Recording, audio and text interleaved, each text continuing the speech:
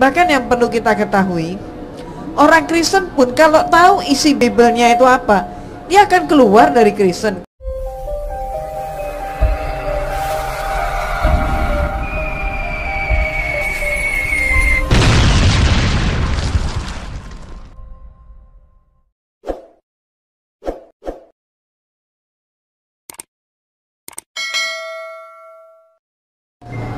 Baik, untuk Pak Munir bisa menambahkan mungkin tadi mengenai pertanyaan ini. Saya tertarik dengan pernyataan atau pertanyaan atau himbauan daripada Ibu.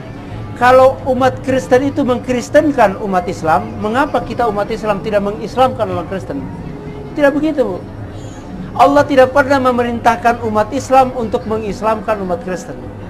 Yang perintah dari Allah itu adalah berdakwah, menyampaikan. Ya kan? Ya ayyuhar rasul baligh ma unzila ilaika min rabbik. Ya kan? Sampaikanlah apa yang diturunkan kepadamu dari Tuhanmu. Nabi Muhammad pun wa ma arsalnaka illa kafatan linnas basyiran wa nadhira, memberikan peringatan, kabar gembira dan peringatan. Tidak pernah diperintahkan supaya suruh orang masuk Islam. Hanya ketika kita berdakwah itu Allah juga sudah memberikan gambaran tentang apa hasil daripada dakwah yang kita berikan. Allah mengatakan fadzakir innama anta mudzakir, kamu sampaikan dan sampaikan dan sampaikan, ya kan? Ud'u ila sabili rabbika bil hikmah, sampaikan berdakwalah dengan cara yang baik dan dengan penuh hikmah.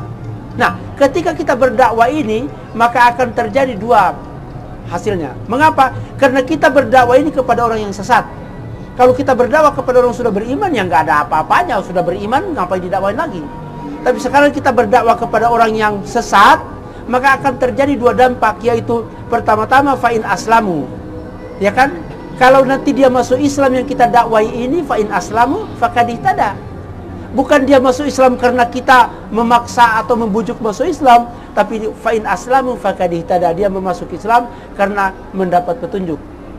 Fa'in tawallau, kalau dia berpaling, fa'in nama alaikal balagh, tugasmu hanyalah menyampaikan kebenaran. Jangan dipaksa-paksa, jangan dibujuk-bujuk, jangan kasih Indomie, jangan kasih uang, jangan.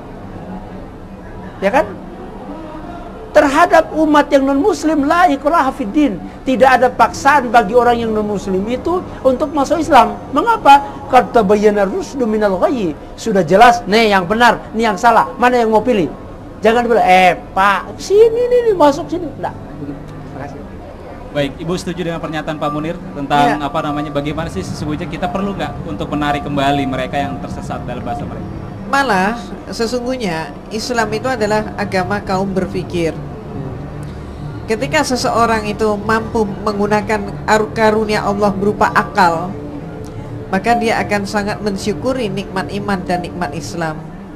Saya kebetulan menjadi konsultan kristologi dari Masjid Agung Al-Azhar Jakarta. Apa yang terjadi?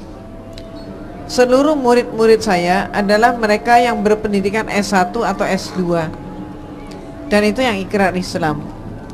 Tapi sebaliknya, kalau kita melihat angka data statistik, orang yang keluar dari Islam itu justru orang karena kebodohan, atau kemudian kedua karena kebutuhan dengan sembako. Jadi ini adalah dua arus terbalik. Itulah sebabnya maka kita tidak perlu membujuk-bujuk dengan yang seperti dikatakan Pak Munir. Itu tidak perlu kita lakukan.